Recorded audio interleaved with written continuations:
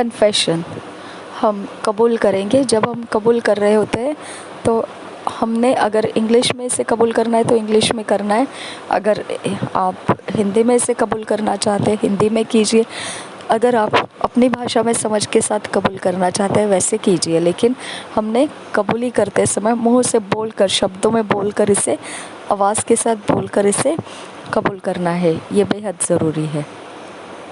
I am cleansed and purified. I am justified by the grace of Jesus Christ, and I walk in His righteousness, free from the accusation of the evil one, and at liberty to serve the Lord Christ. Hallelujah. मैं धुल चुका हूँ और शुद्ध किया गया हूँ। मुझे दोष मुक्त किया गया है यीशु मसीह के अनुग्रह के द्वारा, और मैं उसके धार्मिकता में चलता हूँ, सारे दोषों में से आज़ाद होकर। जो दुष्ट है, दोष लगाने वाला, उसके दोष में से आज़ाद रहकर मैं यीशु मसीह के धार्मिकता में चलता हूँ और उसकी स्वतंत्रता से मैं प्रभु मसीह की सेवा भी करता हूँ।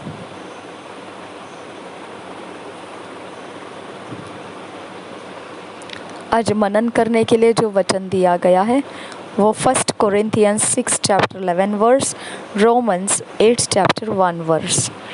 आज मनन करने के लिए, मेडिटेट करने के लिए जो वचन है वो पहला कोरिन्थियों की पत्री 6 अध्याय 11 वचन और रोमियो की पत्री 8 अध्याय 1 वचन।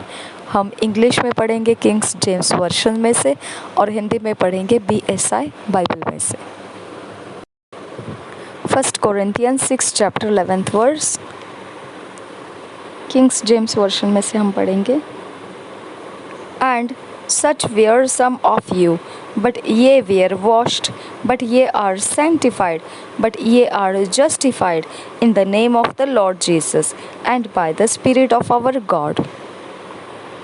And such were some of you, but ye are washed, but ye are sanctified, but ye are justified in the name of the Lord Jesus, and by the Spirit of our God.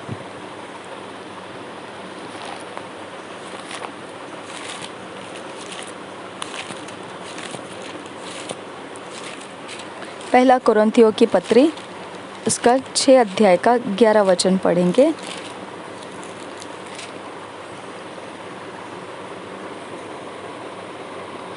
और तुम में से कितने ऐसे ही थे, परंतु तुम प्रभु यीशु मसीह के नाम से और हमारे परमेश्वर के आत्मा से धोए गए और पवित्र हुए और धर्मी ठहरे।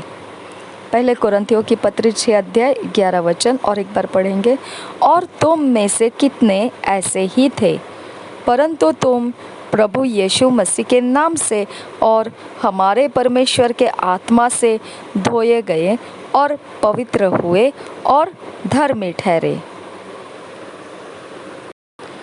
Romans 8 chapter 1 verse. There is therefore now no condemnation to them which are in Christ Jesus, who walk not after the flesh, but after the Spirit. Romans chapter 8 1 verse. There is therefore now no condemnation to them which are in Christ Jesus, who walk not after the flesh, but after the Spirit. Romeo की पत्री 8 अध्याय 1 वचन। अतः अब जो मसीह यीशु में है उन पर दंड की आज्ञा नहीं, क्योंकि वे शरीर के अनुसार नहीं वरन आत्मा के अनुसार चलते हैं। रोमियो की पत्री 8 अध्याय 1 वचन।